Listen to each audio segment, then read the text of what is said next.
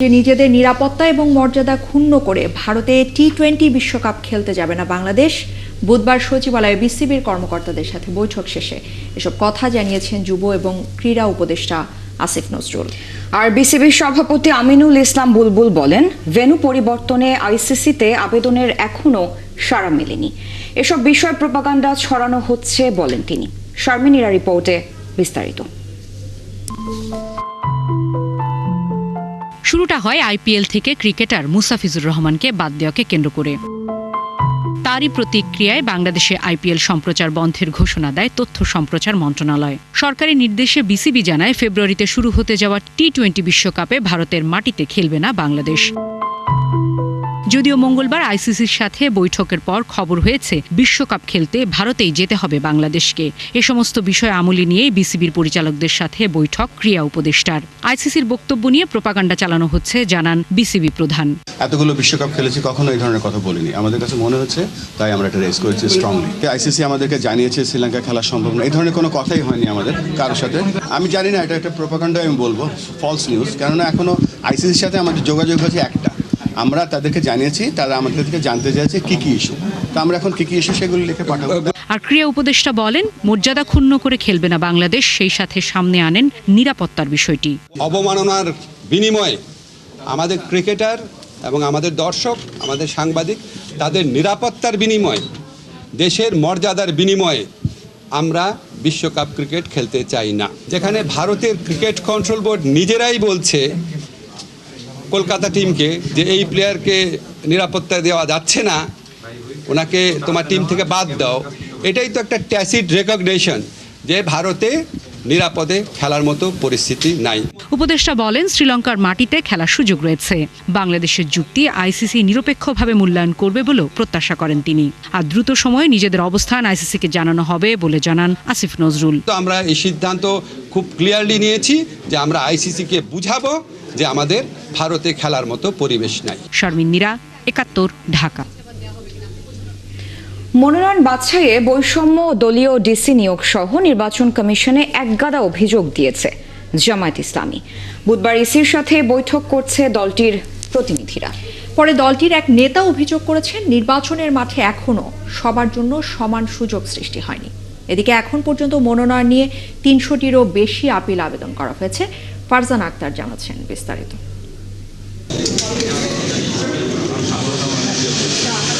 ত্রয়োদশ জাতীয় সংসদ নির্বাচনকে ঘিরে নির্বাচন কমিশনে বেড়েছে রাজনৈতিক দলগুলোর আনাগোনা। এনসিপি আর ইসলামী আন্দোলনের পরদিন ইসিতে আসে জামায়াতের একটি প্রতিনিধি দল। ইসির সাথে বৈঠকে মনোনয়ন নিয়ে বৈষম্যের অভিযোগ তোলে দলটি। আর জেলায় জেলায় দলীয় ডিসি নিয়োগের কথাও বলে জামায়াত। এবার প্রার্থীদের বাছাইয়ের ক্ষেত্রে বড় ধরনের বৈষম্য আমরা দেখেছি, প্রশাসনের সিদ্ধান্তেরও ভিন্নতা দেখেছি। যেমন দ্বৈত নাগরিকত্বের ব্যাপারে একই জনের ঘটনায় কোনো জায়গায় নমিনেশনকে অ্যাকসেপ্ট করা হয়েছে, আবার একই রকম ঘটনায় কোনো জায়গায় এটাকে বাতিল ঘোষণা করা হয়েছে। আর এটার যে কারণটি সেটা হচ্ছে, বিভিন্ন জায়গায় ডিসিরা দলীয় ডিসি নিয়োগ করা হয়েছে এবং সেই দলীয় দৃষ্টিভঙ্গি থেকে তারা দেখেছে, তারা আইনকে দেখেনি। আমরা বলেছি এই ধরনের ডিসিএসপি যারা আছে তাদেরকে অপারেশন করতে হবে। আগামী নির্বাচন পাতানো হলে দেশ সংকটে পড়বে বলেও মন্তব্য করেন জামায়াতের এই নেতা। আগামী নির্বাচনটি যদি এরকমই একটা অ্যারেঞ্জ নির্বাচন হয়, তাহলে কিন্তু বাংলাদেশ অস্তিত্বের সংকটে পড়বে এবং দেশ আরও বেশি বিপজ্জনক পরিস্থিতির দিকে চলে যাবে। একটি দল এই করতে গিয়ে তো নির্বাসনে আছে, সুতরাং আরেকটা দল যদি করে তারা এক পর্যায়ে নির্বাসনে যাবে। এদিকে মনোনয়ন গ্রহণ ও বাতিলের আপিলের তৃতীয় দিনে প্রায় ৩০০ আবেদন পড়েছে কমিশনে। ফারজানা আক্তার, ৭১, ঢাকা। অবশেষে জট খুলছে জামায়াত এনসিপি সহ ১১ দলীয় জোটের আসন সমঝোতার। এনসিপির নেতারা ৭১কে যেটা জানিয়েছেন যে আসন বন্টনের ঘোষণা আসতে পারে ২-১ দিনের মধ্যেই। আর তারা আশা করছেন জোট থেকে ২৮ থেকে ৩০টি আসন পেতে পারে এনসিপি। এদিকে ইসলামী আন্দোলন বলছে, ঐক্যবদ্ধভাবেই নির্বাচনে লড়বেন তারা। আর আসন সমঝোতা নিয়ে যেসব প্রচারণা চলছে তার পুরোটাই গুজব বলে জানিয়েছে জামায়াত। রাশেদ আনিসের প্রতিবেদন। ভাই এবং বন্ধুগণ, কে কত আসনে লড়বেন তা নিয়ে সমঝোতা না হওয়ায় 11 দলীয় জোটে শরিকরা নিজেদের মতো করে মনোনয়ন জমা দেয়। বিশেষ করে 270টির বেশি আসনে ইসলামী আন্দোলন মনোনয়ন জমা দেওয়ায় গুঞ্জন ওঠে জোটে ভাঙ্গনের। এর মধ্যে আবার খবর রটে এনসিপিকে 30টি দেওয়ার কথা থাকলেও 10টি আসন পাবে এনসিপি। এমনকি সামাজিক যোগাযোগ মাধ্যমে কে কতটা আসন পাবে এ নিয়েও চলছে বিভিন্ন ধরনের প্রচারণা। বুধবার এক অনুষ্ঠান থেকে বের হওয়ার পর এসবকে গুজব হিসেবে উড়িয়ে দেন জামাত নেতা আব্দুল্লাহ মোহাম্মদ তাহের। এটা কাল্পনিক, এবং এটা সত্য নয়, এটা আমি বলতে পারি। অনেক দল আমাদের সাথে, জোটও আছে। সব ঠিক থাকলে জোটবদ্ধ দলগুলো কে কতটা আসন পাচ্ছে আগামীকালই আসছে সেই ঘোষণা, বললেন এনসিপির নেতারা। আর নির্বাচনী কৌশল ঠিক করতে শিগগিরই আলোচনায় বসবে জোটের নেতারা। এনসিপি কতটি সিট পেতে যাচ্ছে সেটি আগামীকালের ভিতরেই স্পষ্ট হবার সম্ভাবনা রয়েছে। এক্ষেত্রে এনসিপি 28 থেকে 30টি আসন পেতে যাচ্ছে, এর সংখ্যা আরও বাড়তেও পারে। আর একই সাথে জোটের অন্য শরিক দল ইসলামী আন্দোলন বাংলাদেশের সাথেও জামাত ইসলামের কিন্তু আলোচনা চলমান আছে। সেই আলোচনাটা যদি সুরাহা হয়ে যায়, একটি মীমাংসায় পৌঁছানো সম্ভব হয়, তাহলে আগামীকাল পুরো জোটেরই একটি তালিকা প্রকাশ করার সম্ভাবনা রয়েছে। 28 থেকে 30টি আসনের যে সমঝোতা, সেই সমঝোতা এনসিপির সাথে এই জোটের হচ্ছে, এবং আমরা মনে করি আমাদের নিজেদের ভিতরে ওই ধরনের বোঝাপড়া এবং কমিটমেন্ট আছে, এটা নিয়ে কোনো সমস্যা হবে না। 2-1 দিন লাগবে এটা ফাইনাল হতে, তারপরে অফিসিয়ালি ওই নির্দিষ্ট আসনে জোটের সকল দলের যারা আছে তারা একসাথে নেমে তাদের জায়গা থেকে নির্বাচনী প্রচারণায় যাবে। এদিকে ইসলামী আন্দোলনের যুগ্ম মহাসচিব গাজী আতাউর রহমান জানান, ঐক্যবদ্ধভাবেই নির্বাচনে লড়বেন তারা। আমরা নীতিগতভাবে সিদ্ধান্ত নিয়েছি, ঐক্যবদ্ধভাবেই নির্বাচন করব। এখানে জামাতে ইসলামী, ইসলামী আন্দোলন বাংলাদেশ, এনসিপি সহ 11টি রাজনৈতিক দল আছে। তো এখনো পর্যন্ত আসন সমঝোতা চূড়ান্ত হয় নাই, তবে আমরা আশাবাদী 2-1 দিনের মধ্যেই হয়তো চূড়ান্ত হবে। আর যদি আসন সমঝোতা চূড়ান্ত হয়, ফলপ্রসূ হয়, তাহলে প্রত্যেকটা আসনে একক ক্যান্ডিডেটই থাকবে। বিভিন্ন প্রক্রিয়া শেষে মনোনয়ন প্রত্যাহারের শেষ তারিখ 20 জানুয়ারি। এর আগেই আসন সমঝোতা করতে হবে 11 দলীয় জোটকে। রাশেদ আনিস, 71, ঢাকা। দেশে ফেরার পর প্রথমবারের মতো 4 দিনের সফরে ঢাকার বাইরে যাচ্ছেন বিএনপির ভারপ্রাপ্ত চেয়ারম্যান তারেক রহমান। আগামী 11 থেকে 14 জানুয়ারি পর্যন্ত দেশের উত্তরাঞ্চলের 9টি জেলা সফর করবেন তিনি, যা শুরু হবে তার পৈতৃক ভিটা বগুড়া দিয়ে। বুধবার গুলশান কার্যালয়ের নেতাকর্মীদের সাথে নির্বাচন নিয়ে মতবিনিময় করেছেন তারেক রহমান, জানাচ্ছেন মাহিলা ইসলাম। দলের প্রধান ও মমতাময়ী মায়ের মৃত্যুর রেশ কাটতে না কাটতেই দুয়ারে কড়া নাড়ছে জাতীয় সংসদ নির্বাচন, আবার সেই সাথে দীর্ঘ 17 বছরের প্রবাস জীবন। প্রথমবারের মতো নির্বাচনে জেতার চ্যালেঞ্জকে সামনে রেখে এবার তৃণমূলে যাচ্ছেন বিএনপির ভারপ্রাপ্ত চেয়ারম্যান। 11 জানুয়ারি ঢাকায় কর্মসূচি শেষে গাজীপুর, টাঙ্গাইল ও সিরাজগঞ্জে দলীয় নেতাকর্মীদের সঙ্গে মতবিনিময় করবেন তিনি। এরপর 12 জানুয়ারি বগুড়া থেকে সফর শুরু করে তিনি রংপুর, দিনাজপুর ও ঠাকুরগাঁও জেলার সাংগঠনিক কর্মসূচিতে অংশ নেবেন। একই দিনে রংপুরে জুলাই আন্দোলনের শহীদ আবু সাঈদের কবর জিয়ারত ও শ্রদ্ধা নিবেদন করবেন। এরপর 13 ও 14 জানুয়ারি পঞ্চগড়, নীলফামারী, লালমনিরহাট, কুড়িগ্রাম, রংপুর ও বগুড়ায় কর্মসূচি শেষে ঢাকায় ফিরবেন তারেক রহমান। এদিনও চেয়ারপারসনের গুলশান কার্যালয়ে নেতাকর্মীদের সাথে মতবিনিময় করেছেন তিনি। পরে নেতারা জানান, নির্বাচনের আগে যতটা সম্ভব সারা দেশের নেতাকর্মীদের সাথে কথা বলতে চান তারেক রহমান। প্রতিটি ভোটারের দ্বারস্থ হওয়ার জন্য যা করণীয় তাই করবেন বলে ভারপ্রাপ্ত চেয়ারম্যানকে তারা আশ্বস্ত করেছেন। বিএনপির ভারপ্রাপ্ত চেয়ারম্যানের নজর আছে নিজেদের আসনের দিকেও। প্রথমবারের মতো নির্বাচনে বগুড়ায় একটি আসনের পাশাপাশি রাজধানীর গুলশান বনানী থেকেও প্রতিদ্বন্দ্বিতা করছেন তিনি।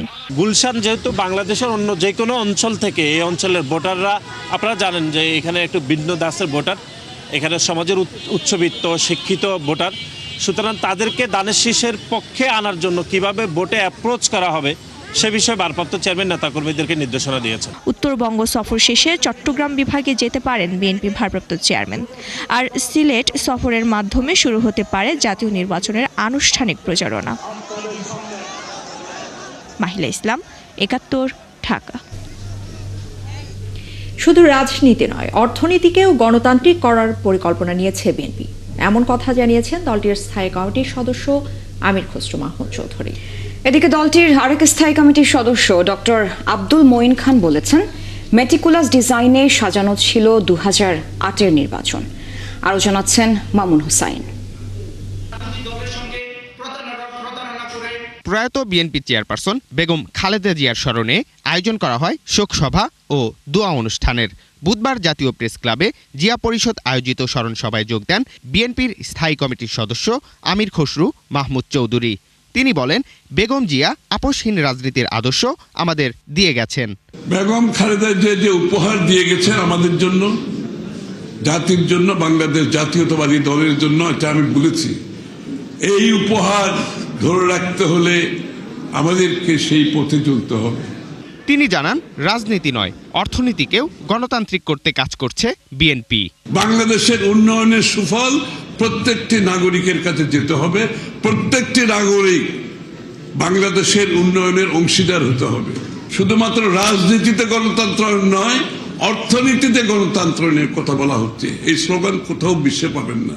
টিআরইউতে শোকসভার আয়োজন করে জাতীয়তাবাদী সমমনা জোট।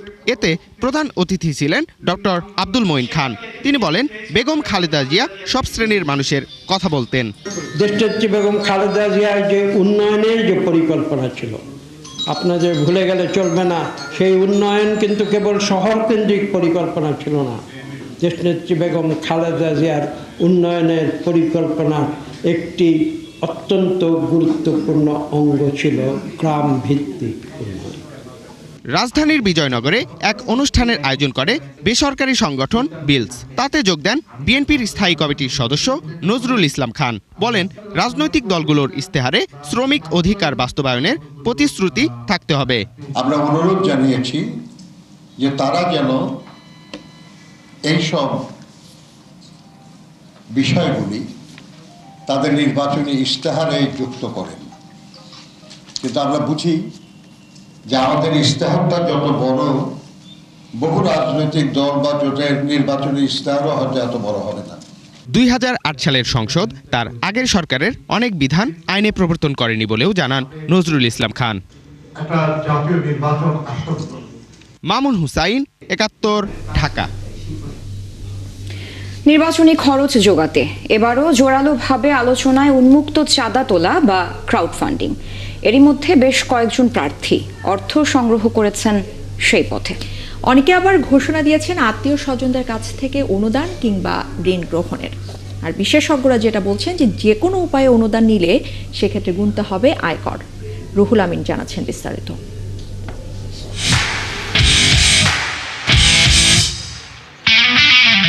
রাজনীতিতে তরুণ সেন্সেশন অক্সফোর্ড গ্রাজুয়েট তাসনিম জারা জুলাই আন্দোলনে উদ্বুদ্ধ হয়ে যোগ দেন এনসিপিতে, সক্রিয় হন রাজনীতির মাঠে। এবারের ভোটে তিনি লড়ছেন ঢাকা 9 আসনে স্বতন্ত্র প্রার্থী হিসেবে। আর নির্বাচনী ব্যয় মেটাতে ঘোষণা দিয়ে চান শুভাকাঙ্ক্ষীদের সহযোগিতা। মাত্র 2 দিনে তার তহবিলে জমা পড়ে 47 লাখ। তবে এই অর্থ নিয়ে খুব একটা স্বস্তিতে থাকতে পারবেন না তিনি, কেননা এতে করের বিধান আছে বিদ্যমান আইনে। এনসিপি আহ্বায়ক নাহিদ ইসলাম লড়ছেন ঢাকা 11 আসনে, যিনি নির্বাচনে ব্যয় করতে চান 45 লাখ টাকা।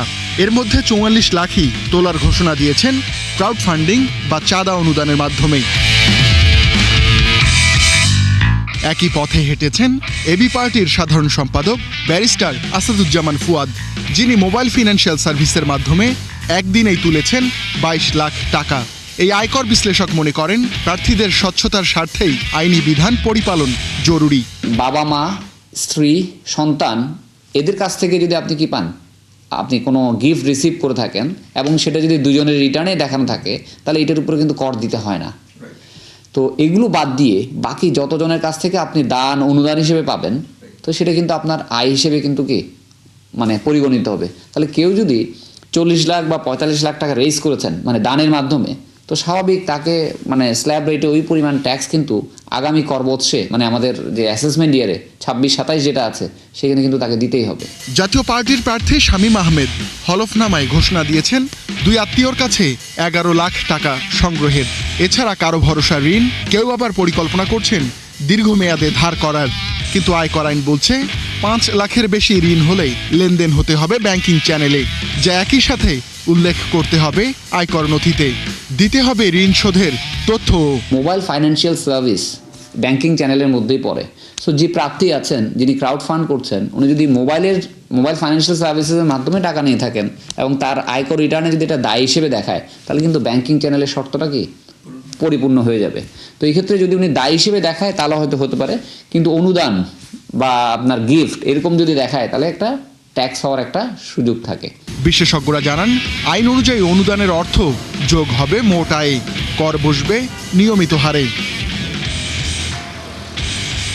রুহুল আমিন, 71, ঢাকা। চলছে সংবাদ সংযোগ, ফিরছি বিরতির পর। 71-এর সাথেই থাকুন। আছেন 71-এ, চলছে সংবাদ সংযোগ। রাজধানীতে শীতের এত তীব্রতা কেন? আবহাওয়াবিদরা বলছেন দিন ও রাতের তাপমাত্রা কমায় এমন অবস্থার সৃষ্টি হয়েছে। 72 বছরের ইতিহাসে ঢাকায় রাত এবং দিনের তাপমাত্রার পার্থক্য সবচেয়ে কম রেকর্ড করা হয়েছে 29 ডিসেম্বর। আর সব মিলিয়ে আবহাওয়ার একটা বড় ধরনের পরিবর্তনের শঙ্কা বিশেষজ্ঞদের, জানাচ্ছেন হিমেল মাহবুব।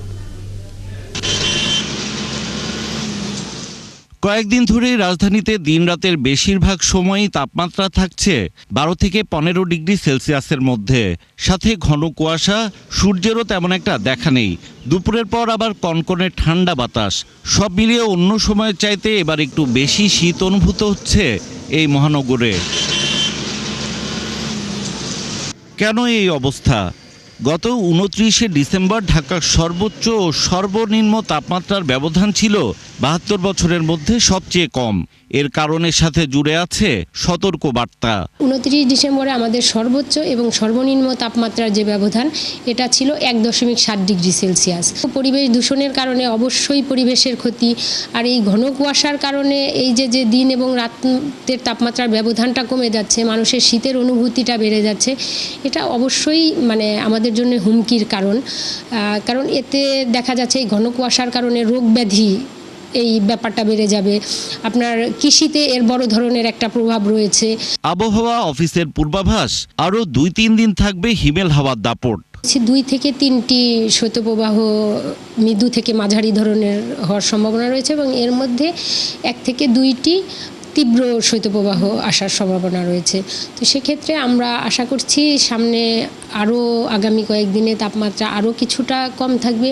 তবে জানুয়ারির শেষ সপ্তাহে আছে বৃষ্টির সম্ভাবনা, সেই সাথে বাড়তে থাকবে তাপমাত্রা, কমে যাবে শীতের তীব্রতা। বাতাসের কারণেই কুয়াশার পরিমাণটা কেটে গেছে। হিমেল মাহবুব, 71, ঢাকা। আসন্ন জাতীয় সংসদ নির্বাচনে বিডি পোস্টাল অ্যাপে রেজিস্ট্রেশনের মাধ্যমে ভোটার হয়েছেন ইটালির প্রবাসী বাংলাদেশিরা। আর এই ভোটারের মধ্যে অন্যতম প্রবাসী যুবকরা। আগামীতে নির্বাচিত সরকারের কাছে যুবকদের প্রত্যাশার কথা জানাচ্ছেন লাবণ্য চৌধুরী। ইতালিতে বসবাসরত যুব সমাজ, তারা তাদের মেধা, মনন ও প্রতিভা দিয়ে এগিয়ে চলছে। বাংলাদেশ ও লাল সবুজের পতাকাকে বুকে ধারণ করে এই যুবকেরাও স্বপ্ন দেখে আগামীর বাংলাদেশ নিয়ে। তাদের প্রথম চাওয়া স্বচ্ছ ও সুষ্ঠু ভোটের নির্বাচিত সরকার হবে, গড়বে দুর্নীতিমুক্ত বাংলাদেশ। আমরা চাই একটা জবাবদিহি সরকার গঠিত হোক এবং আমরা একটা নিরপেক্ষ সুষ্ঠু নির্বাচন চাই। যে সরকারের ক্ষমতা আসুক, আমরা চাই যে দুর্নীতির বিপক্ষে জিরো টলারেন্স। যুবকরা চেয়েছেন মুক্তিযুদ্ধের আদর্শ, সংস্কৃতি ও কৃষ্টিকে আরো বেশি চর্চার মাধ্যমে ছড়িয়ে দিতে হবে দেশে এবং প্রবাসে। সেই সঙ্গে ক্রীড়ানুরাগীদের জন্য বাংলাদেশে অধ্যুষিত এই রোমে নিজস্ব একটি খেলার মাঠের দাবি রয়েছে। বিশেষ করে আমাদের প্রবাসে যে প্রজন্মরা বেড়ে উঠছে, তাদের জন্য অন্তত মুক্তিযুদ্ধ, সংস্কৃতি এবং শিল্পটাকে জন্য তারা বিশেষভাবে যেভাবে তোলা যায়, প্রবাস বান্ধব সরকার হিসেবে তিনি যেন কাজ করেন। আগামীতে যে সরকার আসবে, সেই সরকার যদি এই প্রবাসী বাংলাদেশিদেরকে নিয়ে দূতাবাসের মাধ্যমে এই উদ্যোগগুলো নিয়ে কোনো ধরনের মাঠ কিভাবে ব্যবস্থা করা যায়, তাদের ফ্যাসিলিটি কিভাবে আরো বাড়ানো যায়, এই বিষয়ে যে কাজ করে, তাহলে আমার মনে হয় ফাহামিদুলের মতো আরো প্রবাসী বাংলাদেশি ফুটবলার কিংবা ক্রিকেটার বাংলাদেশের ক্রীড়াঙ্গনে অবদান রাখতে পারবে। পাশাপাশি একটি উন্নয়নশীল বাংলাদেশ বিনির্মাণে তরুণ ও মেধাবী ব্যবসায়ীদের জন্য চেয়েছেন আগামীর প্রবাস বান্ধব সরকারের বিশেষ সহযোগিতা। এরকম নতুনদের মধ্যে এরকম অনেক আইডিয়া আছে, এই আইডিয়াগুলো আমরা দূতাবাসের মাধ্যমে সাবমিট করতে চাই। সেখান থেকে দূতাবাস সব বিষয়গুলো দেখে তারপর আমাদেরকে সহযোগিতা করবেন এবং আমাদেরকে গাইডলাইন দিবেন। সেই সাথে আমাদের আর্থিক বিষয় থাকবে এখানে এবং অন্যান্য প্রতিবন্ধকতা আছে, সেগুলো সবকিছু সমাধান করে আমাদেরকে উৎসাহ দিবেন। লাবণ্য চৌধুরী, ৭১। দর্শক, চলছে সংবাদ সংযোগ। সরাসরি সংবাদ অনুষ্ঠান দেখতে চোখ রাখুন ৭১-এর ফেসবুক পেজে এবং সাবস্ক্রাইব করুন ৭১ ইউটিউব চ্যানেলে। থাকুন ৭১-এর সাথে।